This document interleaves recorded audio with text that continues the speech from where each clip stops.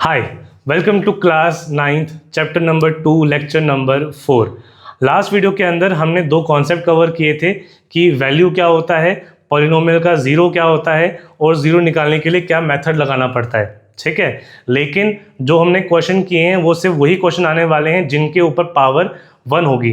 अगर power highest power polynomial की highest power 2 या 3 आ जाए तो वो हम कवर करने वाले हैं अगले एक्सरसाइज के अंदर 2.3 के अंदर। तो फिलहाल के लिए क्वेश्चन वही आएंगे जिनमें पावर ऊपर क्या हो, 1 हो। ठीक है, तो स्टार्ट करते हैं एक्सरसाइज 2.2। और एक्सरसाइज के अंदर हमारे पास टोटल 4 क्वेश्चन है और क्वेश्चन नंबर 3 और 4 के अंदर पार्ट थोड़े ज़्यादा हैं। 3 के अंदर 8 पार्ट्स हैं और लास्ट क्वेश्चन में 4th क्वेश्चन के अंदर हमारे पास 7 पार्ट हैं। तो स्टार्ट करते हैं, पूरी एक्सरसाइज हम कंप्लीट करने वाले हैं इसी वीडियो के अंदर। So let's begin. एक्सरसाइज 2.2 का क्वेश्चन नंबर फर्स्ट और क्वेश्चन नंबर सेकंड। फर्स्ट के अंदर 3 पार्ट फाइंड करने हैं और क्वेश्चन नंबर सेकंड के अंदर 4 पार्ट हैं जिनमें से 2 यहाँ पर हैं, करने के बाद फिर 2 वहाँ करेंगे। ठीक है, तो फर्स्ट क्वेश्चन स्टार्ट कर रहे हैं। फर्स्ट में लिखा हुआ है फाइंड करना होगा वैल्यू ऑफ द पॉलिनोमियल। इसकी वैल्यू फाइंड करनी है कहाँ कहाँ पर, x0 पर, x-1 पर और x2 के ऊपर। तो कैसे किया जाता है, करवाने के लिए सबसे पहले जो हमें गिवन है उसको नाम दे देते हैं p ऑफ x। इसका नाम दे दिया p ऑफ x, फिर जहाँ जहाँ x होगा वहाँ पर डालना पड़ेगा 0। तो फर्स्ट पार्ट का आंसर स्टार्ट करने के लिए p ऑफ x के जगह पर आ जाएगा 0, तो सब जगह 0, 5 0, फिर 0 का स्क्वायर, फिर हो जाएगा 3। तो 5 इंटू 0 हो जाता है 0, 0 का स्क्वायर 0 होता है, 0 इंटू 4 भी क्या हो जाता है 0, प्लस बचेगा 3। ये 0 0 है तो ऐसे गायब भी हो जाएगा, आंसर सिर्फ रह जाएगा हमारे पास 3। यानी कि इसकी वैल्यू 0 के ऊपर कितनी आने वाली है, वो आने वाली है 3 के बराबर। ठीक है, इसके बाद यहाँ लिख सकते हो value of polynomial at 0 is equal to 3। Second part का स्टार्ट करने के लिए हमें वैल्यू फाइंड करनी है -1 के ऊपर, तो x के जगह पर आ जाएगा -1। तो -1 यहाँ पे 5 है, 5 इंटू -1 हो जाएगा, फिर 4 -1 का स्क्वायर और लास्ट में आ जाएगा +3। तो 5 इंटू -1 होता है -5, -1 का स्क्वायर है तो -1 इंटू -1 होने वाला होगा, माइनस माइनस कट जाएगा और 1 1 सा क्या होता है 1, तो ये बनेगा +1 और ये +1 इंटू -4, ये आ जाएगा -4 और लास्ट में हमारे पास है 3। -5 और ये -4 ऐड होकर बनेगा -9, साथ में आ जाएगा +3, -9 में से 3 जाएगा वो बचेगा -6। तो पॉलिनोमियल की वैल्यू -1 के ऊपर आंसर आ रहा है -6। ठीक है, इसके बाद फर्स्ट क्वेश्चन का जो लास्ट पार्ट है, पार्ट नंबर 3, वो है वैल्यू फाइंड करनी है 2 के ऊपर। तो स्टार्ट करने के लिए p के आगे जहाँ जहाँ x है वहाँ 2 आ जाएगा, 5 इंटू एक्स था ये हो जाएगा 5 इंटू 2, माइनस करवाने के बाद 4x का स्क्वायर है तो 2 का हो जाएगा स्क्वायर और लास्ट में बचेगा हमारे पास 3। 5 2 जा बन जाएगा 10, 2 का स्क्वायर 4, 4 4 जा 16 और फिर आ जाएगा हमारे पास 3। 16 में से 10 जाएगा, साइन बढ़ेगा तो माइनस का 6 होगा, फिर हो जाएगा प्लस का 3। 6 में से 3 जाएगा, बचेगा 3 और साइन बढ़ेगा तो ये आ जाएगा माइनस का 3। तो पॉलिनोमियल की वैल्यू 2 के ऊपर जो आने वाली है वो है -3। ठीक है, इजी क्वेश्चन था। क्वेश्चन नंबर फर्स्ट 3 पार्ट थे, इसको नोट कर लो। नोट करने के बाद फिर अगला क्वेश्चन स्टार्ट करते हैं, क्वेश्चन नंबर सेकेंड। ठीक है, वीडियो पॉज करके पहले नोट कर लो। इसके बाद क्वेश्चन नंबर सेकंड, 4 पार्ट है। क्या कह रहा होगा, हर एक पार्ट के अंदर 3 पार्ट गिवन है। क्वेश्चन कहता है हमें हर एक पार्ट में फाइंड करना है p की वैल्यू 0 पर, p की वैल्यू 1 पर और p की वैल्यू 2 पर। तो इसके लिए भी 3 पार्ट फाइंड करने पड़ेंगे, इसके लिए भी हमें 3 पार्ट फाइंड करने पड़ेंगे। सबसे पहले अगर p ऑफ 0 स्टार्ट करते हैं तो p ऑफ 0 करने के लिए सब जगह 0 जाएगा, y के जगह सब जगह 0, तो y का स्क्वायर 0 का स्क्वायर, फिर y है ये हो जाएगा 0 और फिर आ जाएगा हमारे पास +1। 0 का स्क्वायर 0 होता है, माइनस का 0 प्लस का 1, 0 0 गायब तो बचेगा 1। यानी कि p0 पर जो आंसर मिलने वाला है वो मिलेगा वैल्यू 1 के बराबर। अब वैल्यू फाइंड करनी है p1 पर। तो P1 के लिए हो जाएगा 1 y का स्क्वायर है, 1 का स्क्वायर y के जगह 1 और फिर आ जाएगा +1। तो 1 का स्क्वायर होता है 1, साथ में माइनस का 1, फिर से +1। तो एक माइनस वाला कट जाएगा प्लस के साथ, जो बचेगा एक 1 बचेगा, यानी कि इसकी जो वैल्यू है 1 के ऊपर भी 1 है, 0 पर भी 1 थी और 1 पर भी कितनी है, 1 ही है। ठीक है, फिर हमें निकालना पड़ेगा 2 पर वैल्यू क्या होने वाली है। उसके लिए पुट करवा दोगे 2, तो ऊपर y का स्क्वायर है, ये हो जाएगा 2 का स्क्वायर, माइनस y है -2 हो जाएगा, प्लस का 1 हो जाएगा। 2 का स्क्वायर होता है 4 -2 + 1। ठीक है, 4 में से 2 जाएगा, बचेगा 2, उस 2 में 1 ऐड हो जाएगा, आंसर आएगा 3। तो इसकी वैल्यू 0 पर यह आ गई, 1 पर यह आ गई और 2 पर आ चुकी है 3 के बराबर। समझ में आया होगा। ठीक है, इसके बाद सेकंड पार्ट के अंदर फिर से फाइंड करना होगा 0, 1 और 2 के ऊपर। तो स्टार्ट करते हैं 0 के साथ। अब यहाँ पे y था ना, अब यहाँ पे सब जगह t है, तो सबसे पहले 2 होगा, 2 की जगह 2, इस t के जगह पर आ जाएगा 0, फिर 2t का स्क्वायर है तो 0 का हो जाएगा स्क्वायर, माइनस t का क्यूब है 0 का हो जाएगा क्यूब, ये बचेगा 2, ये हो गया 0, 0 का स्क्वायर 0 होता है और 0 2 सा भी 0 होता है। फिर आगे माइनस करने के बाद 0 का क्यूब भी क्या होता है, 0, तो 0 0 0 गायब हो जाएगा यहाँ से, आंसर बचेगा हमारा 2। तो 0 डालने के बाद जो वैल्यू मिलने वाली है वो वैल्यू कितनी है, 2 के बराबर। फिर हमें फाइंड करना है वैल्यू 1 पे, तो 1 डाल लोगे, t के जगह पर आ जाएगा 1, फिर t का स्क्वायर है 1 का हो जाएगा स्क्वायर, लास्ट में t का क्यूब था 1 का हो जाएगा क्यूब, हमारे पास बचेगा 2 + 1, 1 का स्क्वायर 1 होता है तो 1 2 सा हो जाएगा 2, 1 का क्यूब 1 होता है। क्या क्या कैंसिल हो रहा है यहाँ पर, मेरे पास यहाँ कैंसिल हो रहा है इस 1 के साथ ये 1 गायब, तो 2 + 2 ऐड होकर बनने वाला है 4। तो वैल्यू जो हमारे पास आने वाली है वो वैल्यू आ जाएगा 1 पर वैल्यू आ गई हमारी 4। लास्ट पार्ट में वैल्यू फाइंड करनी है 2 के ऊपर, तो ये वाला 2 वैसे ही रहेगा, t की जगह पर आ जाएगा 2, फिर 2 t का स्क्वायर है 2 का हो जाएगा स्क्वायर और लास्ट में t का क्यूब था 2 का हो जाएगा क्यूब। फाइंड कर लें तो नंबर आ जाएगा 2, फिर 2, फिर 2 का स्क्वायर होता है 4 और 4 2 सा हो जाएगा 8, माइनस 2 का क्यूब निकालना है, 2 2 सा 4, 4 2 सा 8, तो यहाँ से भी आंसर आ जाएगा 8। क्या क्या कैंसिल होगा, 8 से 8 गायब होने वाला है और ये 2 और ये 2 ऐड होकर बन जाएगा 4। तो इसका भी जो आंसर है 2 पर वो में कितना मिलने वाला है 4, 1 पर भी 4 और 2 पर भी कितना आ गया 4। ठीक है, तो क्वेश्चन नंबर सेकंड के 2 पार्ट थे, पहले नोट कर लो, फिर जो बाकी 2 पार्ट हैं वो सॉल्व करते हैं। इसके बाद क्वेश्चन नंबर सेकंड के 2 पार्ट थे, टोटल 4 पार्ट थे, 2 यहाँ पर हो गए, थर्ड पार्ट और फोर्थ पार्ट फिर से तीनों फाइंड करने पड़ेंगे। सबसे पहले 0 फाइंड करने के लिए 0 पुट करवा दोगे, तो यहाँ पर ये x का क्यूब है, 0 का हो जाएगा क्यूब, और 0 का क्यूब भी कितना होता है, 0 ही होता है, तो इसकी वैल्यू 0 पर 0 ही मिल रही है। ठीक है, नेक्स्ट करें तो हमारे पास में करना है फाइंड 1 पे, तो 1 का हो जाएगा क्यूब और 1 का क्यूब भी 1 होता है, यानी कि इसकी वैल्यू 1 पर 1 के ही बराबर है। और लास्ट हमें फाइंड करना था 2 पर, तो 2 का हो जाएगा क्यूब, 2 का क्यूब क्या होगा, 2 2 सा 4, 4 2 सा 8, तो आंसर बनेगा 8। तो इसकी वैल्यू 2 पर कितनी आने वाली है, 8 के बराबर। ठीक है, इसके बाद last part number 4, first find करना है 0 पर। अब यहाँ पर 2 नंबर दिए हैं ब्रैकेट की फॉर्म में, तो यहाँ पर x है तो ये 0 माइनस का 1 हो जाएगा, यहाँ भी x है 0 प्लस 1 हो जाएगा, 0 गायब हो जाएगा बचेगा माइनस का 1, 0 गायब हो जाएगा बचेगा प्लस का 1। ठीक है, -1 इंटू +1 कितना होता है, साइन माइनस का ही रहता है, तो आंसर बचेगा माइनस का 1। इसकी वैल्यू 0 पर कितनी मिल रही है, -1 के बराबर।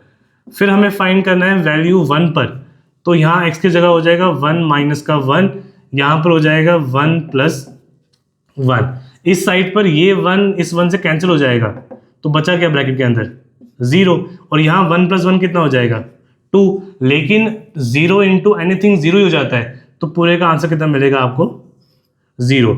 इसकी वैल्यू x1 के ऊपर आपको मिलने वाली है 0 के बराबर। फिर नेक्स्ट फाइंड करना है 2 पर, तो x की जगह आ जाएगा 2 माइनस का 1, यहाँ पर आ जाएगा 2 प्लस 1, 2 में से 1 जाएगा बचेगा 1, 2 में 1 ऐड होगा बनेगा 3, और 3 1 हो जाएगा 3, तो इसकी वैल्यू 2 के ऊपर कितनी मिलने वाली है 3। ठीक है, तो हमारा एक्सरसाइज का क्वेश्चन फर्स्ट और क्वेश्चन सेकंड कंप्लीट हो चुका है। इसको कंप्लीट करो, उसके बाद क्वेश्चन नंबर 3 स्टार्ट करते हैं। इसके बाद एक्सरसाइज का क्वेश्चन नंबर 3, क्वेश्चन कह रहा है कि हमें वेरीफाई करवाना है कि जो समय गिवन पॉलिनोमियल गिवन है उनके सामने जो x की वैल्यू गिवन है क्या वो उसका 0 है या फिर नहीं। तो अगर वेरीफाई करवाने के लिए कि ये 0 है या नहीं, तो ये इसका 0 तभी होगा जब ये यहाँ पे आने पे ये पूरा का पूरा ही क्या हो जाए 0, है ना। तो यही सेम काम करवाना पड़ेगा, जो x की वैल्यू यहाँ पे हमें चेक करनी है वही लेकर आओगे आप यहाँ पर। तो स्टार्ट करने के लिए x के जगह पर माइनस का 1/3, तो ये 3 है, इसके आगे x के जगह आ जाएगा -1/3, फिर आगे +1 है तो यहाँ पे आ जाएगा +1, 3 इंटू -1 होगा -3, डिवाइड में है 3, फिर आ जाएगा प्लस, ये 3 और ये 3 कैंसिल, बचेगा -1 और +1, -1 +1 उल्टे साइन है तो ये कैंसिल, आंसर बनेगा 0।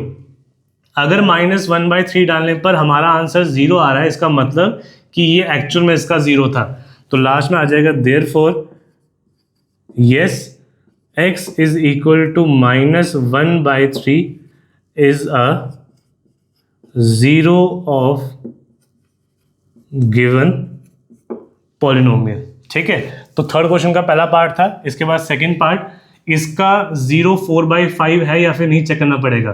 तो 4/5 को यहाँ लेकर आ जाओ x के जगह, पूरा का पूरा आंसर 0 आ गया तो हमारा काम हो जाएगा।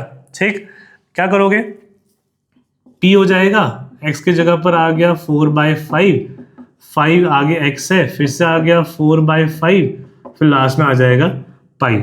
ये 5 और ये 5 कैंसिल हो जाएगा, बचेगा 4 में पाई को ऐड करवाना है। इसके बाद अगर आप चाहो तो पाई की वैल्यू 22/7 डालकर थोड़ा आगे सॉल्व भी कर सकते हो।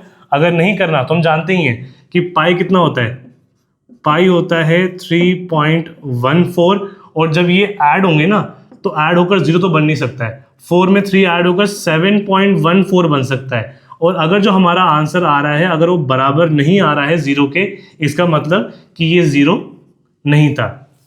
तो लास्ट में आ जाएगा देयरफॉर x बराबर 4/5 is not a 0 of given polynomial. ठीक है, तो ये ऐसे हो जाएगा, अगर है तो यस लिख दोगे, अगर नहीं है तो वहां पे आ जाएगा नॉट। इसके बाद क्वेश्चन नंबर जो उसका जो पार्ट नंबर 3 है उसके अंदर 2 पार्ट गिवन है। हमें बताना है क्या इसका 0, 1 और -1 दोनों हो सकते हैं या दोनों में से कौन सा हो सकता है, दोनों चेक करने पड़ेंगे। तो सबसे पहले x की जगह 1 डाल के चेक कर लेते हैं। सबसे पहले आ जाएगा 1, ये मैं करवा रहा हूं x 1 के लिए, तो ये x का स्क्वायर है, ये हो जाएगा 1 का स्क्वायर, बचेगा -1 1 का स्क्वायर 1 होता है, आगे -1 है, जब ये कटेगा आंसर आएगा 0। तो 1 डालने के बाद यहाँ पे 0 आ गया, यानी कि 1 तो 0 है, -1 चेक कर लेते हैं। x इक्वल टू -1 को चेक करने के लिए p के आगे जहाँ पे x होगा वहाँ आएगा -1, तो 1 का स्क्वायर की जगह होगा -1 का स्क्वायर, फिर आ जाएगा -1, तो माइनस का पावर इवन है तो ये माइनस क्या बन जाएगा +1, साथ में आ जाएगा -1, ये प्लस और ये कैंसिल हो जाएगा, बचेगा 0। तो -1 डालने पर भी आंसर कितना आ रहा है 0, यानी कि ये जो गिवन था इसकी हाईएस्ट पावर 2 थी, यानी कि जीरोस 2 होने वाले थे और वो दोनों ही मिल चुके हैं। एक 0 रहा होगा 1, दूसरा रहा होगा -1। तो लिखोगे therefore x equal to 1 and x equal to -1 are the zeros of given polynomial। ठीक है, ये ऐसे आ जाएगा। ऐसे ही नेक्स्ट पार्ट के अंदर भी 2 चेक करने हैं कि -1 और 2 में से कौन सा 0 है, दोनों ट्राई करने पड़ेंगे। सबसे पहले x की जगह पर आ जाएगा -1, तो ये बनेगा -1 + 1, फिर आगे ब्रैकेट में आएगा -1 और -2। सॉल्व करते हैं। इस ब्रैकेट के अंदर ये 1 और ये 1 कैंसिल हो जाएगा, बचेगा 0। फिर -1 और ये -2 ऐड होकर हो जाएगा -3। 0 इंटू एनीथिंग क्या होता है? 0 होता है। -1 पर पूरा का पूरा 0 हो गया, तो -1 हमारा एक 0 था। अब 2 चेक करने के लिए 2 पुट करवाना पड़ेगा, तो पहले 2 + 1 होगा, 2 + 1, फिर 2 - 2 होगा, 2 माइनस का 2, यहाँ पे 2 कैंसिल हो जाएगा, और यहाँ पे 2 और +1 हो जाएगा 3। यहाँ पर आ गया 0। 0 इंटू एनीथिंग फिर से क्या हो जाएगा? 0। तो इस पे भी 0 मिल गया और 2 पर भी 0 मिल गया, यानी कि इसके 2 zeros थे, जिनमें से हमारे पास दोनों ही यहाँ पर गिवन है। तो लास्ट में आ जाएगा therefore x = -1 and +2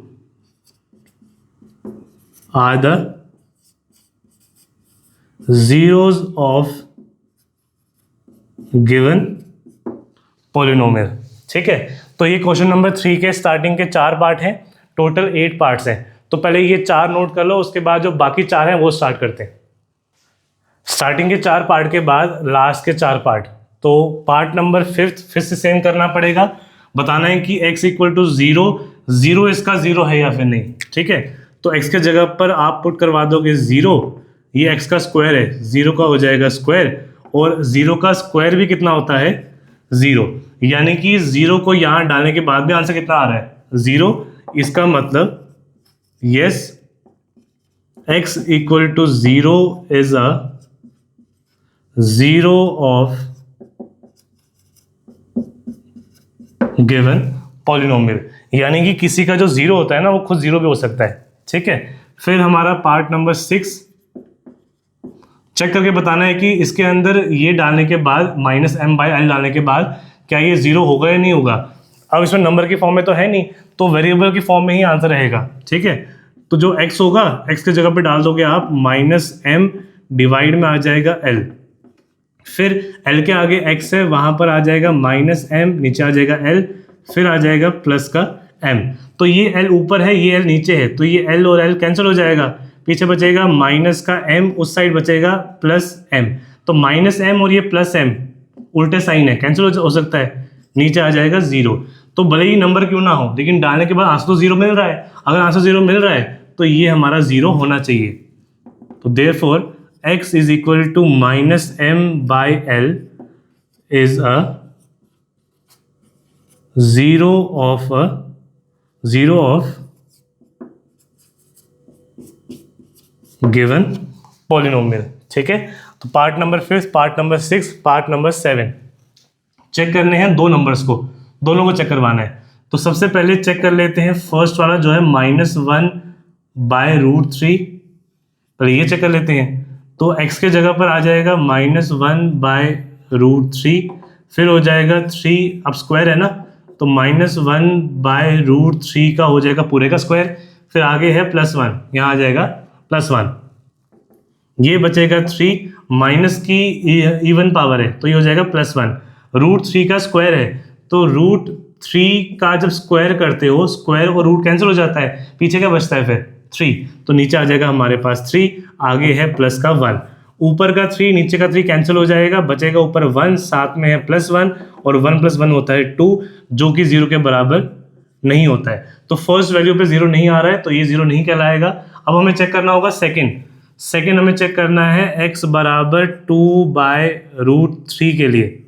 ठीक है, तो जहां जहां पे x है p of x, तो p of 2√3 आ जाएगा डिवाइड में, फिर 3 आगे, 3 करने के बाद 2/√3 का हो जाएगा स्क्वायर, और फिर आगे है +1, यहाँ आ जाएगा +1। जब सॉल्व करोगे तो 3 × 2 का स्क्वायर होता है 4, और √3 का स्क्वायर अभी देखा था, √3 का स्क्वायर कितना आता है +3, तो यहाँ आ जाएगा 3, सामने है प्लस का 1, ऊपर का 3 नीचे का 3 कैंसिल हो जाएगा, बचेगा 4, उसमें 1 ऐड करवाओगे, आंसर बनेगा 5, जो कि 0 के बराबर नहीं है। दोनों पर ही हमारा आंसर 0 नहीं मिल रहा है, एक मिल रहा है हम 2 और एक जगह मिल रहा है हमें 5, इसका मतलब दोनों ही जीरोस नहीं थे। तो लास्ट में लाइन आ जाएगी therefore x = -1/√3 and 2/√3 are not the zeros of given polynomial. ठीक है, ये हो गया। इसके बाद थर्ड क्वेश्चन का जो लास्ट पार्ट है, पार्ट नंबर 8, हमें गिवन है पॉलिनोमियल चेक करना है सिर्फ एक को कि 1/2 है या फिर नहीं। तो स्टार्ट करने के लिए x की जगह 1/2 लेकर आ जाओ, x के आगे 1/2 हो जाएगा, फिर हो जाएगा प्लस का 1, वैल्यू को इनपुट करवा दिया है। ये 2 और ये 2 ऊपर नीचे हैं, कर सकता है, बचेगा 1, आगे है प्लस का 1, ये हो जाएगा +1। तो 1 + 1 कितना हो जाएगा 2, और 2 जो होता है वो 0 के बराबर नहीं होता है, इसका मतलब ये भी हमारा 0 नहीं था। Therefore x is equal to 1/2 is not a zero of given polynomial। ठीक है, ये हो गया हमारा क्वेश्चन नंबर 3 कंप्लीट। इस पूरे को नोट कर लो, उसके बाद एक्सरसाइज का लास्ट क्वेश्चन है क्वेश्चन नंबर 4, उसको स्टार्ट करते हैं। इसके बाद एक्सरसाइज का लास्ट क्वेश्चन 4। क्वेश्चन नंबर 4 के अंदर टोटल हमारे पास 7 पार्ट है, और क्वेश्चन कह रहा है कि हमें हर एक गिवन पॉलिनोमियल के लिए फाइंड करना है कि इसका 0 क्या होगा, यानी कि x की जगह क्या रखें ताकि पूरा का पूरा क्या हो जाए 0। तो 0 फाइंड करने के लिए सबसे पहला स्टेप क्या होता है कि आप उसी को लेट करवा लेते हो, let p of x equal to 0। अगर आप इसको लेट करवा रहे हो 0 तो ये भी 0 होना चाहिए, तो हमारे पास x + 5 ये भी 0 हो जाएगा। फिर हमारा लास्ट काम क्या होता है, हमें उस x को निकालना होता है। जब ये 5 वहाँ पे जाएगा, ये हो जाएगा -5। देयरफॉर आप लिख सकते हो x is equal to -5 is a 0 of given polynomial. ठीक है, करो। इसके बाद फिर पार्ट नंबर 2 देखते हैं। पार्ट नंबर 2 वो भी ऐसे करना होगा, 0 फाइंड करना है तो p ऑफ x को 0 मानना पड़ेगा। Let p of x is equal to 0, अगर ये 0 तो ये भी 0, x - 5 इज इक्वल टू 0। फिर x निकालना होगा तो 5 को वहाँ भेजना पड़ेगा, 5 यहाँ पे नेगेटिव है, वहाँ जाएगा तो हो जाएगा +5। यानी कि अगर हमने +5 को यहाँ लेकर आ गए तो +5 - 5 इक्वल टू क्या मिलेगा 0। तो लास्ट में आ जाएगा therefore x is equal to 5 is a 0 of given polynomial. Part number 1, part number 2, part number 3 starting same है, लेट करवा दिया 0 तो राइट साइड वाला वो भी हो जाएगा 0। फिर हमें x निकालना है, तो x निकालने के लिए पहले 5 को भेजना पड़ेगा, 5 जाने के बाद फिर 2 जा पाएगा, तो जब 5 जाएगा वहाँ जाकर हो जाएगा -5, और जब 2 जाएगा तो 2 मल्टीप्लाई में है, वहाँ जाकर हो जाएगा डिवाइड। यानी कि अगर x के जगह पर -5/2 आ जाए तो ये पूरा का पूरा हो जाता है 0 के बराबर। Therefore x is equal to -5/2 is a 0 of given polynomial. ठीक है, फिर पार्ट नंबर 4 सेम काम करवाना पड़ेगा। लेट कर लिया पहले p ऑफ x 0, तो ये 0 हो जाएगा, 3x - 2 0। अगर हमें x निकालना है, पहले 2 वहाँ पे जाएगा, नेगेटिव वहाँ जाकर हो जाएगा +2, 3 मल्टीप्लाई में है, वहाँ जाएगा तो डिवाइड, तो हमारा 0 आ जाएगा 2/3 लास्ट में। देयरफॉर x बराबर 2/3 is a 0 of given polynomial. ठीक है, 4 पार्ट हो चुके हैं। इसके बाद लास्ट के 3 पार्ट। पार्ट नंबर 5 पार्ट जैसा मर्जी हो 0 मानना ही पड़ता है। फिर p ऑफ x 0 तो 3x भी 0 हो जाएगा। अब यहाँ पे 3 मल्टीप्लाई में है ना, वहाँ जाएगा तो क्या होगा 0/3, और अगर 0 के डिवाइड में कोई भी नंबर आ जाए तो वो नंबर पूरा क्या बन जाता है 0। तो हमारे पास मिल गया देयरफॉर इस केस में इसका जो 0 है ना, वो 0 ही क्या है, 0 ही 0 है। तो x is equal to 0 is a 0 of given polynomial. ठीक है, अब ये वाला पार्ट, ये पार्ट सेम है। यहाँ पे x के आगे नंबर लिखा हुआ था, यहाँ पे x के आगे कुछ a लिखा हुआ है, यानी कि a कोई भी नंबर हो सकता है 0 के अलावा, तो सेम करना पड़ेगा। लेट करवा लोगे p ऑफ x 0, तो a x 0, x a वहाँ जाएगा 0/a हो जाएगा, तो 0 अपॉन कोई भी नंबर आने वाला है वो 0 ही होने वाला है, तो 0 हो गया। ठीक है, और आपको समझ में आ जाएगा यहाँ से कि यहाँ पर a0 क्यों नहीं लिखा हुआ था, क्योंकि अगर a0 आ जाता तो 0 अपॉन 0 हो जाता, और मैथ में 0 अपॉन 0 नॉट डिफाइंड होता है, तो नॉट डिफाइंड का केस ही ना बने, इसलिए पहले ही उसको वहाँ से हमने अलग करवा दिया। तो लिख सकते हो therefore x is equal to 0 is a 0 of given polynomial. ठीक है, फिर एक लास्ट पार्ट, इसमें भी हमें नंबर नज़र में नहीं आ रहे हैं, हमें सिर्फ अल्फ़ाबेट्स दिख रहे हैं C, X और D।